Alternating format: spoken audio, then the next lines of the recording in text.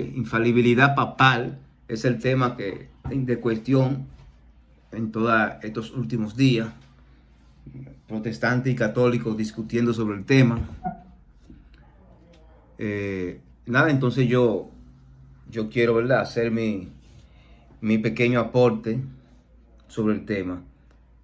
Y para eso voy a presentar un texto bíblico, no necesariamente vinculante, sí, pero que te permite tener una visión de cómo personajes bíblicos en el pasado eran infalibles, para entonces hacerte la extrapolación al momento histórico que estamos viviendo. El texto bíblico es la transfiguración del Señor. La transfiguración del Señor. Entonces, ahí.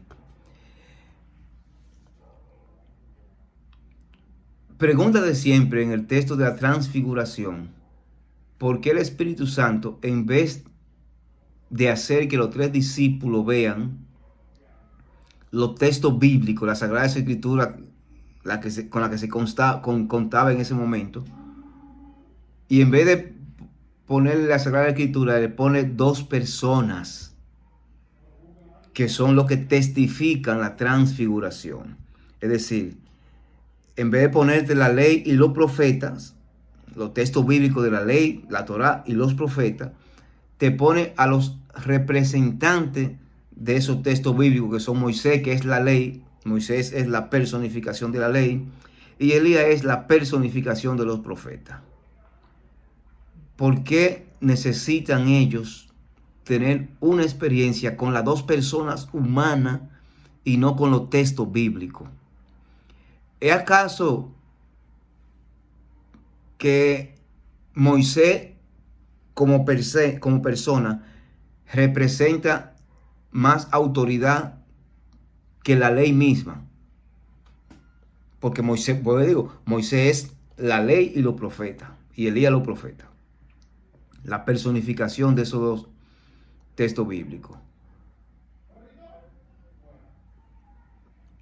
Porque cuando Moisés bajaba del monte,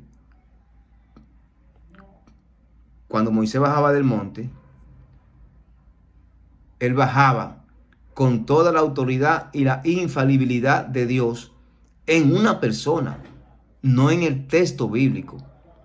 De hecho, para el judío, el texto bíblico es infalible porque el gran legislador es Moisés. No está claro. O sea, el de la infalibilidad es Moisés.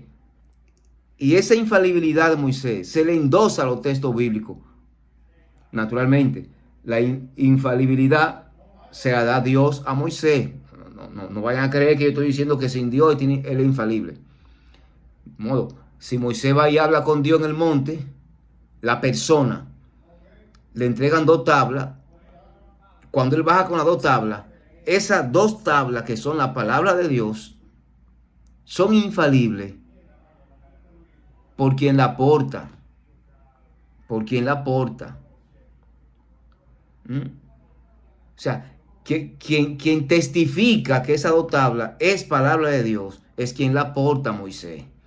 De modo que para el pueblo hebreo, la tabla de la ley son la palabra de Dios, porque el legislador, que es infalible, nos la suministra. Vamos a estar claros, ¿oyeron? Entonces, por eso, para esos tres personajes judíos, Pedro, Juan y Santiago,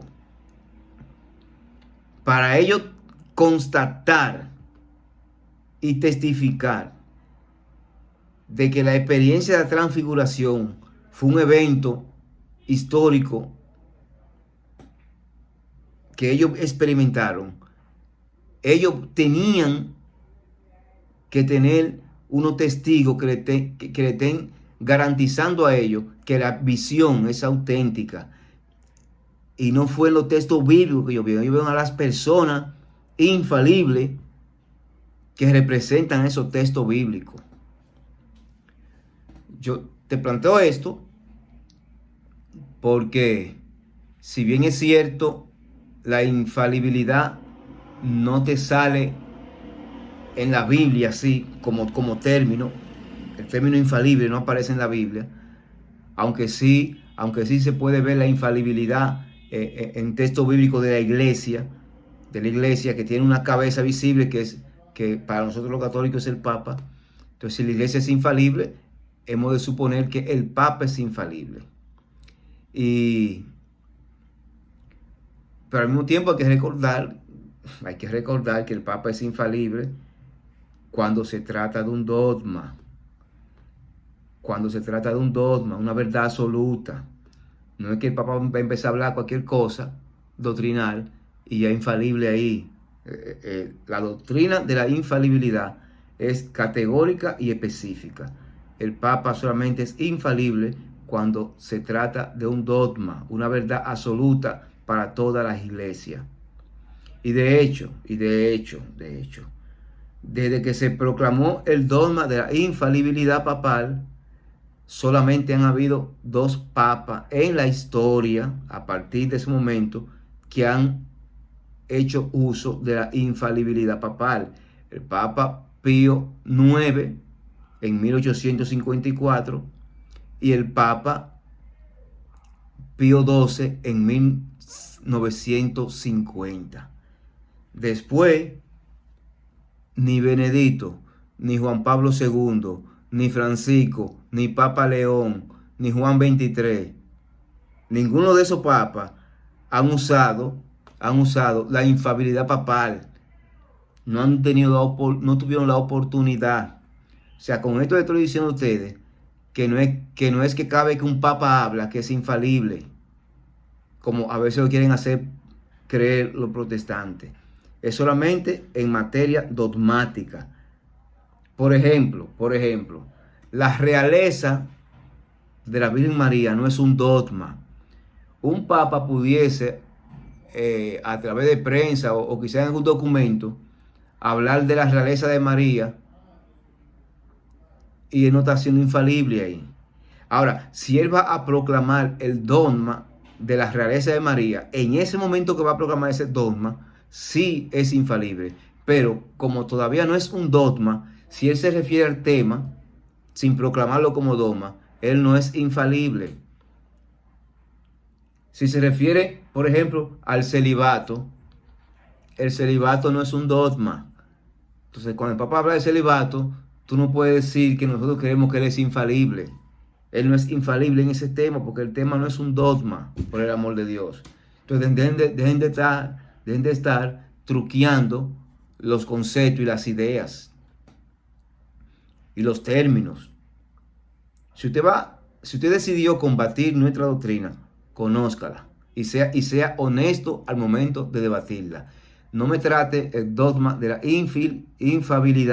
infalibilidad como si nosotros entendiésemos o si el dogma dice que cada vez que el Papa abre la boca está siendo infalible. ¿Ve? Entonces eso no es honesto de tu parte, hermano protestante que me está escuchando, ni es justo. Y yo espero que a partir de ahora que ya tú has comprendido, porque yo te lo estoy diciendo, que solamente desde que se proclamó el dogma han habido 2 papas únicamente que han usado la infalibilidad papal. Yo espero que tú hayas comprendido esto ya y no sigas repitiendo y cuestionando el dogma. No es cada vez que el Papa habla que es infalible. Es cuando se trata de asuntos dogmáticos. Cuando se trata de asuntos dogmáticos. Es así de simple, señores. Y sí, en el Antiguo Testamento, Moisés era infalible para el pueblo. Moisés era infalible. Ellos no le decían, tú eres infalible porque el término no existía, pero sí el tratamiento. Es más, Moisés era un Dios, Moisés era Dios para ellos. De hecho, que me acordé ahora, si la iglesia ha proclamado el dogma de la infalibilidad, lo ha hecho exactamente para regular, oigan, me voy a decir, para regular la tendencia que tiene el ser humano de convertir en Dios a cualquier personaje con influencia. o en el caso que no concierne a un papa. Para la Iglesia Católica regular, que sus fieles no idolatren al papa, depuró su autoridad. ¿Y cuándo la depuró? Cuando le dijo: tú solamente eres infalible cuando se trata de un dogma de fe. Y eso te permite a ti entonces escuchar ciegamente al Papa cuando habla de un dogma de fe. Después, cuando habla cualquier otro tema, tú no puedes estar ciego. Porque si te pones ciego cuando él habla cualquier otro tema, lo está idolatrando a él.